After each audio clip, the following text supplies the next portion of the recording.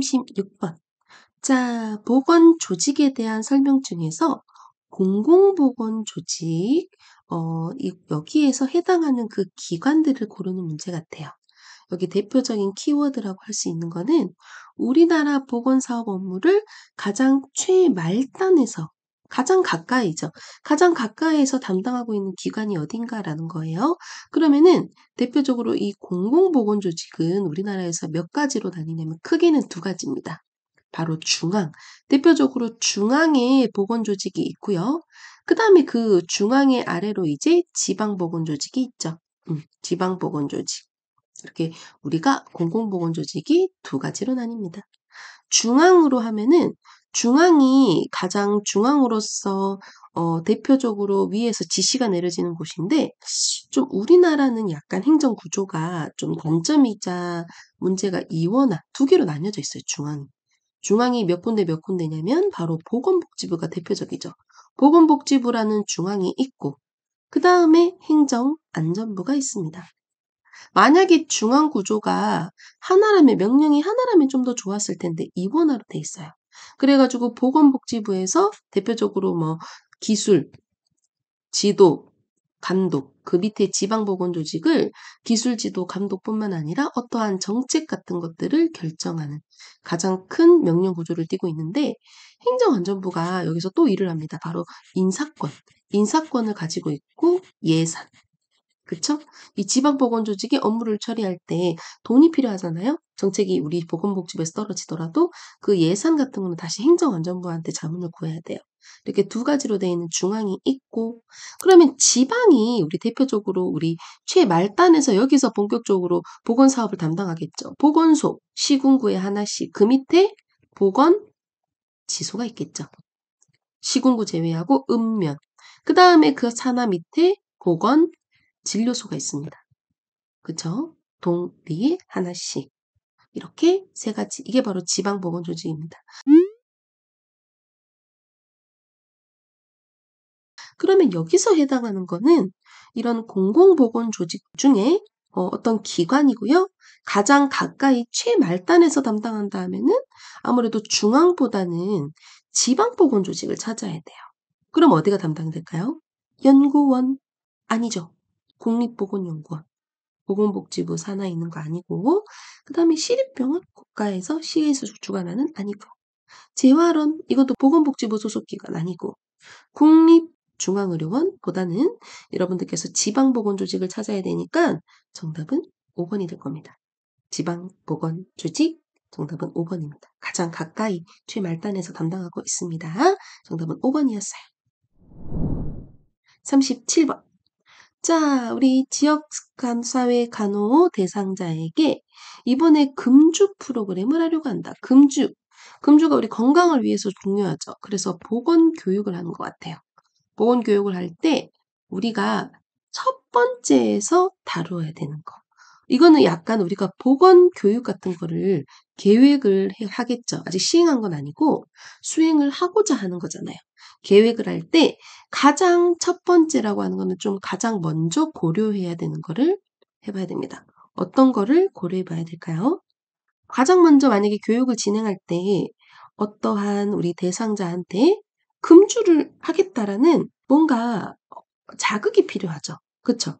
왜 내가 금주를 하려고 하는지 어쩌면은 그 필요성을 알아야 돼요. 스스로가 깨닫지 않고 스스로가 만약에 일깨우지 않는다면 해도 소용이 없어요. 스스로 하려고 하기 때문에. 그쵸?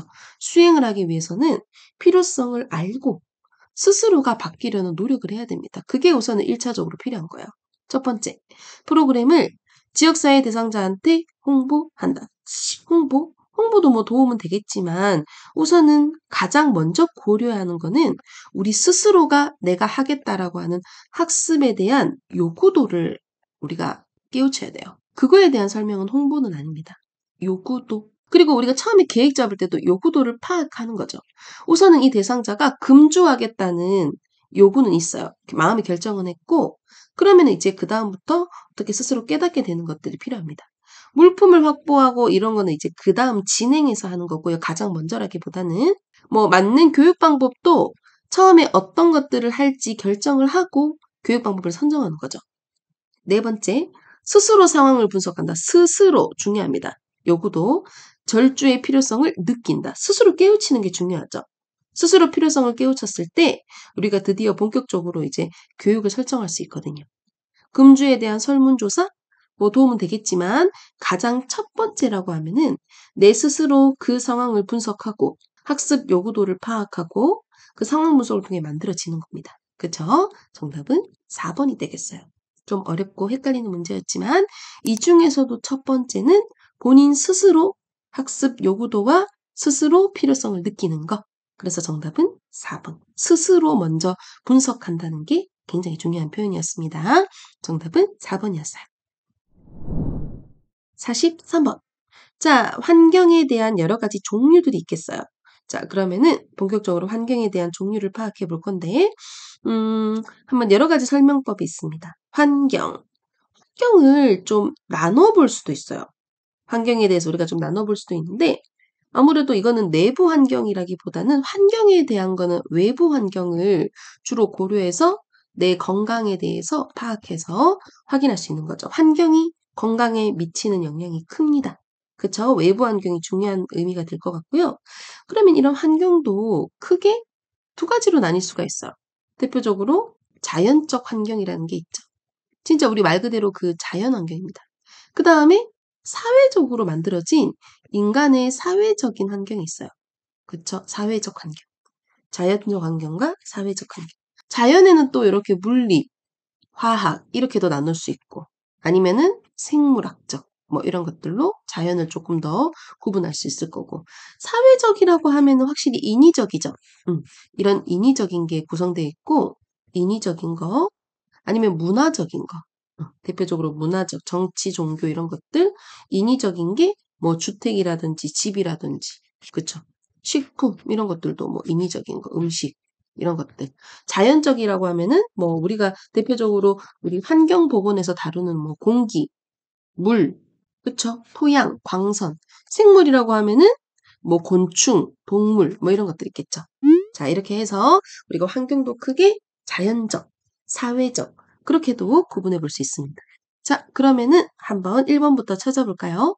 우리의 생활이 다변화되면서 환경의 의미가 좀 더 단순하다기보다는 엄청나게 복잡하고 이게 사회적, 인위적도 늘었잖아요. 그래서 다양합니다. 단순하다라는 표현이 틀렸어요. 자, 사회적 환경이 여러분 기후 증기 생물인가요? 이거는 자연적 환경이죠. 말 자체가 잘못된 것 같아요. 사회적 환경은 약간 인위적인 집, 주택, 식품, 아니면 문화적인 뭐 정치, 종교, 뭐 경제 이런 것이죠. 3번. 자연적 환경에는 뭐 대기, 물, 폐기물, 소음? 뭔가 좀 아닌 것들이 보이죠. 대기물은 맞을 수 있는데, 어, 소음, 폐기물. 소음도 뭐 나중에 물리로 볼 수도 있는데, 식품? 이거는 식품 쪽은 약간 인위적이에요. 인위적. 그래서 이건 인위적 환경. 그래서 사회적 환경이 들어갑니다. 사회적. 식품이 아니고. 그 다음에 네 번째. 환경은 건강 수준에 영향을 주는 아주 절대적인 요소다. 맞아요. 환경이 건강에 끼치는 영향이 크죠. 그리고 환경은 인간을 둘러싸고 있는 내부 조건이 아닙니다. 아까 외부라고 했어요. 외부의 여러 가지 바깥에서 올 수 있는 환경들. 외계라고도 표현하죠. 외부 조건입니다. 정답은 4번이에요. 46번. 자, 이번에는 여기도 여러 가지 보건 영양 교육을 하는 것 같아요. 영양 교육, 보건 영양 교육. 건강을 위한 영양 교육을 시행하는 것 같은데 대상자를 한번 보셔야 돼요. 대상자. 대상자가 과체중 비만 8살입니다. 8살. 8세. 8세 초등학교가 아무래도 비만을 관리하기 위해서는 좀 저지방 식단이라든지 칼로리를 이렇게 제한한다든지 이런 것들이 필요할 것 같은데 우리 초등학교 심지어 1학년이에요. 되게 저학년이죠. 우리 아이들이 아직 요리라든지 아직 영양을 담당하기에는 좀 준비가 안 돼 있어요. 이거를 나이라든지 이런 신체적 준비라고 합니다. 보건교육을 할 때는 이 배우는 학습자들은 신체적 준비가 필요해요. 근데 우리 아이들은 아직 학습자로서 신체적 준비가 되지 않아요. 그러면 이 역량은 누가 담당할까요? 바로 부모겠죠. 부모들이. 그 부모들이 우리 아이의 영양을 책임지고 있기 때문에 아직까지 준비가 안 된, 신체적 준비가 안 된 아이들을 위해서 학부모와 함께 교육을 합니다. 누구라고 들어가면은 우리 아이 영양을 담당하고 있는 학부모가 되어야 돼요. 그래서 정답은 3번입니다. 학습자가 이런 신체적 준비로서 이런 아직 영양을 담당할 수 없는 요리라는 이런 것들을 하기 어려운 나이일 때도 있고 아니면 진짜 내가 신체적으로 이런 예도 있어요. 만약에 당뇨 환자들한테 자가주사 교육법 같은 것들 시행할 때 뭐가 돼야 돼요? 손을 사용할 수 있어야 되겠죠. 만약에 내가 손이 마비가 있다거나 그러면 준비가 안 된 겁니다. 이런 여러 가지 신체적 준비를 고려해서 보건교육을 진행해야 된다는 거. 정답은 3번이었습니다. 48번. 이번에는 여러 가지 우리 수질오염에 대한 내용 중에서 녹조현상이 이번에 나왔어요.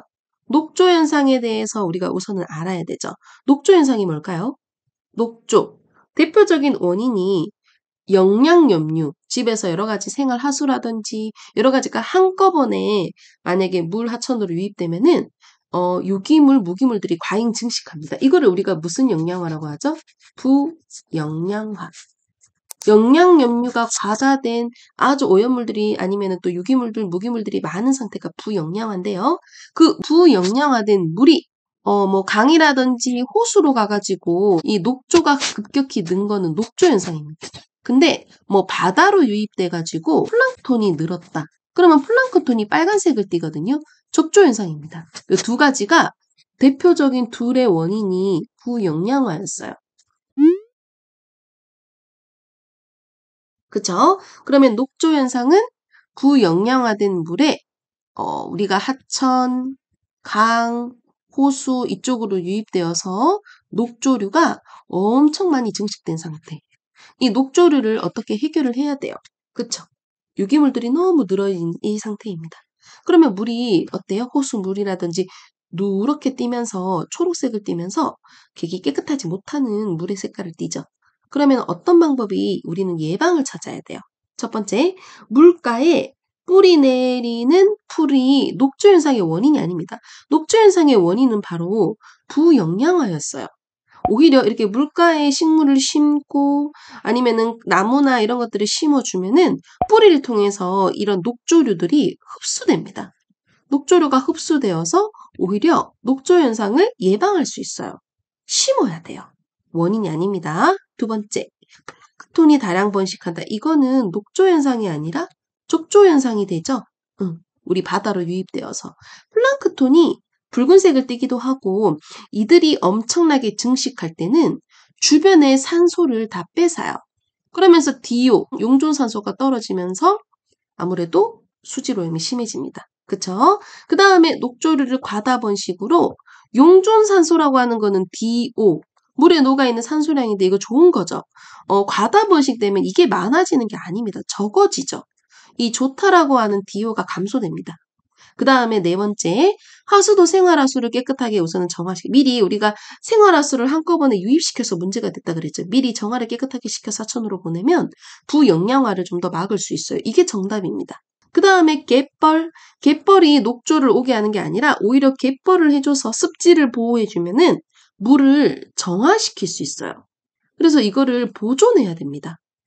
갯벌 보존에 대한 우리 여러 가지 협약도 있었죠. 람사르 협약 같은 거 있었잖아요. 이렇게 보존을 해야지 물을 정화시킬 수 있어서 녹조를 예방할 수 있습니다. 정답은 4번이네요.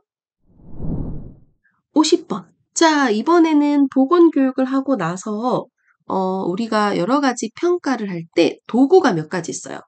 이렇게 여러 가지 도구들이 있는데 이거는 어떤 도구를 고르는가? 이 평가 도구를 고르는 문제였고요.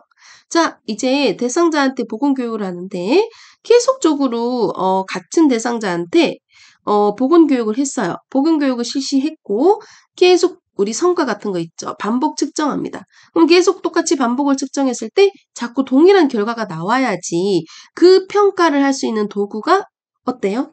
반복 측정했는데 계속 값이 바뀌면 이거를 신뢰할 수 없죠. 그런데 계속 반복적으로 했는데도 일관되게 이런 측정하는 능력으로 일관된 결과가 나온다면은 이건 아마 신뢰할 수 있습니다. 이거는 신뢰도에 대한 설명이었어요. 실용도라는 거는 실용적이라는 게 필요한 거예요. 만약에 그 도구가 우리가 평가하려는 그 도구가 너무 시간과 비용이 많이 들면 실용적이지 못하죠. 시간이라든지 비용이 적게 들면서 목적도 이룰 수 있는 거. 이런 것들이 굉장히 실용적이라고 하죠. 효과적이고. 객관도는 이거는 약간 어떤 객관도가 필요하다면 도구에 대한 내용보다는 우리가 평가하는 평가자가 주관이 들어가면 안 돼요. 주관이 드러나가지고 평가를 해버리면은 좀 더 신빙성이 떨어지죠. 이 평가자의 신뢰도를 위해서 어떠한 편견을 가장 배제시켜야 됩니다. 공정하게 채점하는지를 확인할 수 있는 평가자의 신뢰도라고 볼 수 있는 게 객관도예요. 필요하죠. 그리고 만약에 그 도구가 측정하는 평가 도구가 측정하고자 하는 의도를 정확하게 맞춰야 되겠죠. 타당하다. 이렇게 딱 정확하게 의도하는 거는 실제 측정할 수 있는 것들의 값을 해내는 게 타당도입니다.